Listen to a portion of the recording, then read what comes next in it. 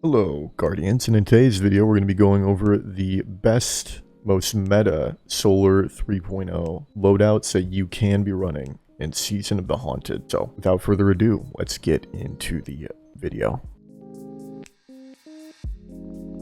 Alright, and to start, we're going to start with Top Tree Dawn. Arguably one of the best classes in the game right now, some might say. I think it's definitely up there. In terms of Warlock, I would say this is probably the best, if not one of the best. So, to start, we're going to be using Daybreak. The Healing Rift, always got to use the Healing Rift in my opinion. There's not really a reason to use Phoenix Dive, or, I mean, Empowering Rift potentially, but Phoenix Dive, no. And then Burst Glide, Celestial Fire, because the Incinerator Snap is just not very good in PvP. In PvE, it's not too bad. It has very good damage, but PvP, or PvE rather, it's not too bad, but PvP, it's definitely bad. It has good damage output. Unfortunately, it's just the area of effect and the distance that it travels is not too high. So, and then for me personally, I'm going to be using Touch of Flame to really have those like super effective grenades over the heat rises. And then obviously Icarus Dash. I feel like Icarus Dash is a must if you are going to be playing Top Tree Dawn. And then Ember of Beams to have stronger projectile tracking, I guess, essentially in my super, which is great. And then Ember of Char gives me plus 10 discipline and your solar ignition spread scorch to affected targets. And then Ember of Searing for plus 10 recovery, defeating scorched targets grants melee energy, and then Ember of Combustion. Now we will get into the weapons that I would recommend if you are going to be using this build in particular.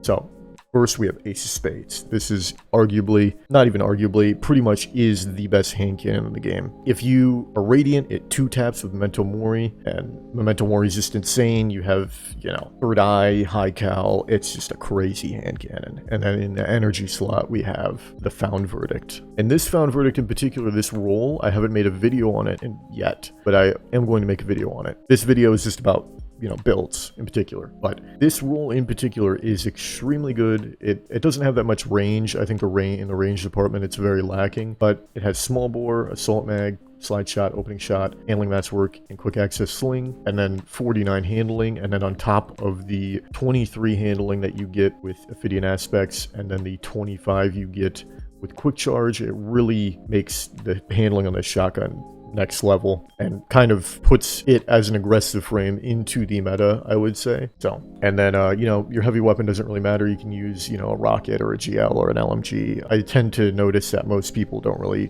pay that much attention to what heavy weapon they use because they're just not really too worried about that, because usually most people don't even care about heavy round. But now we'll go for stat distribution. I don't really feel like you need too much mobility. I run 28, but you know, anyway. And then 50 Resil is pretty good. Some people might want that lower for more mobility, but for me, I don't really find it necessary. And then 100 Recuv, I feel like is a must if you're on Warlock. And then I have 90 Discipline with the Solar Grenades, which is super, super good. You throw those things down, it's like a volcano. If someone runs through that, they are going to die almost like 90% of the time. So, and then you have your Daybreak, which, or my intellect is at 70, which gets me my Daybreak, which is 8 minutes and 34 seconds. I believe currently it is displayed as a tier 1 super on the cooldown, but it actually is tier 2, so don't worry about that. And then 60 strength. So mainly what this build is doing is you're subverting the handling defects of using an aggressive frame shotgun, and it allows you to use it like it's a, you know, lightweight frame with like quick draw or something. And meanwhile, you have the damage effectiveness and output of an aggressive frame. So to me, this is what makes it the best thing to run on Top Tree Dawn and Solar 3.0 Warlock at the moment. But that could very much change. I think with this fragment in particular, you can definitely do some crazy stuff on Warlock. I'm very excited. I'm definitely going to be making a build on it once Ember Benevolence is reintroduced to the game. I already have a video planned for that, so. But yeah, this is the best for Warlock. Solar or Classy Restoration, I think, is a must. If you are doing a Solar 3.0 build, you should have Classy Restoration. It is extremely powerful, and it's something that I personally am going to recommend in every one of the builds that I do for this video. So please make sure to make some room for that if you can. The Master Dungeon is a good way to get armor. I have tons of Master Dungeon armor that allows me to fit in Classy Restoration. So yeah. Now, without further ado, let's move on to the Hunter.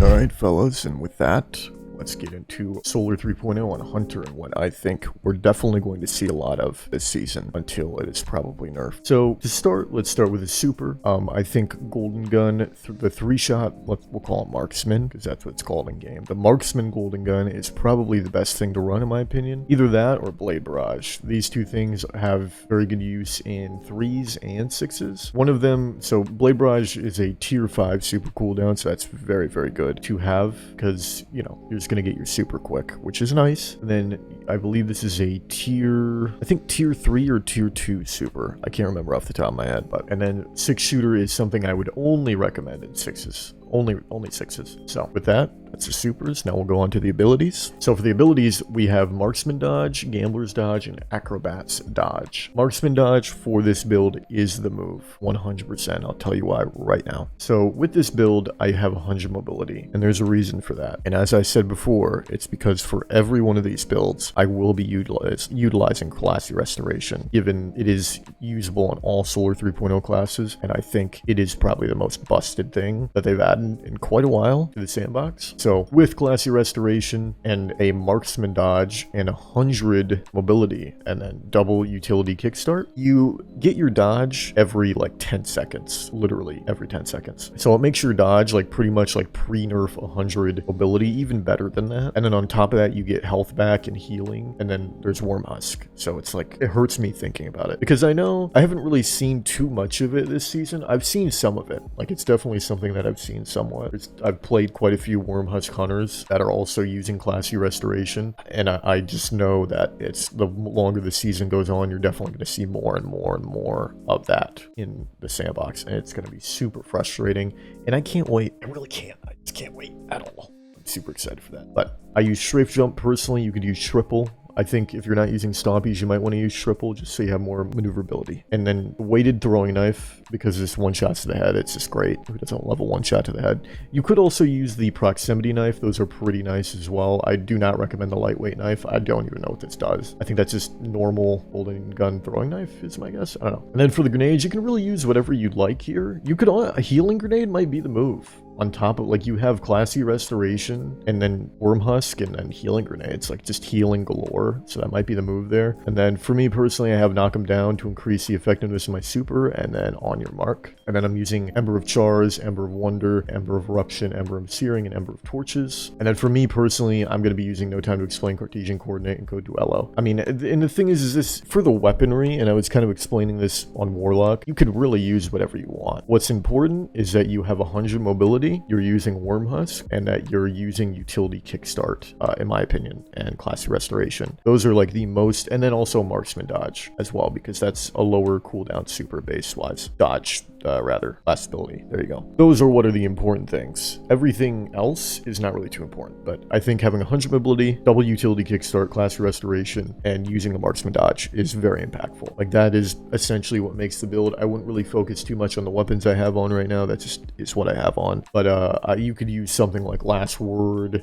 and like a sniper, or you could use Chaperone and a hand cannon, or you could use, you know, anything really. I just am currently using, I currently have No Time to Explain and Cartesian, because that's also another loadout that is very potent with this build. But, you know, mainly things like that. Pretty much anything actually is more potent with this build, because just being able to dodge and get your health back is just crazy. And like I said, I can't wait to see more of this 10-second getting your health back build on top of, like, I love Destiny. Anyway, with that, I think that will be the Hunter portion, and now let's move on to the Titan. And if you can't guess already what the Titan portion of the video is going to be, then you probably you haven't been playing the past 2 seasons, is my guess. So without further ado, let's get into the Solar 3.0 Titan meta build portion of the video. Alright.